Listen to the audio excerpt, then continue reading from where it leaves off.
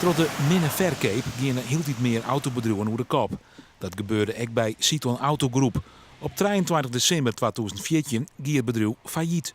We hebben hem wel weer ingericht, maar wij staan op dit moment minder nieuwe auto's dan gebruikelijk is in een autoshowroom.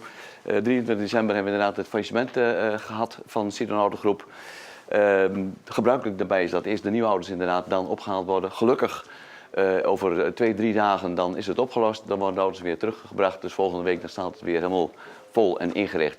Citroën kon een terugstaatmaatje, maar het zocht er wel heel oors uit als jeder het geval wie. 4 wielien hier Citroën 8 bedrijven in Friesland. Nou, nog maar rijden.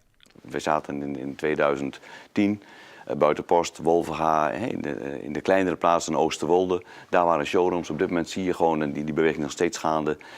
De showrooms, de dealerbedrijven, die clusteren zich samen in de grotere plaatsen. Heerenveen, Leeuwarden, Drachten en Sneek. Dat zijn de 4 plaatsen in Friesland waar het de komende jaren nog zal gebeuren als het op auto's gaat.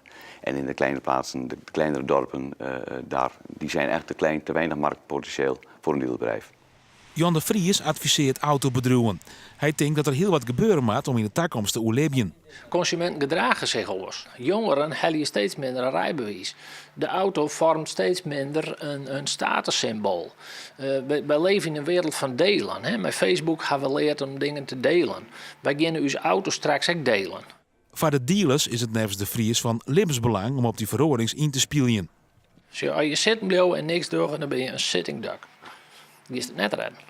De directeur van Citroën Autogroep zorgt het na de recente verorings in elk geval weer zitten. Ja, we zien met heel veel vertrouwen naar de toekomst. Dat is absoluut waar. Dus die 3 vestigingen die er nou nog binnen die er door 4 nog? Ja, die zijn er zeker nog. Ja.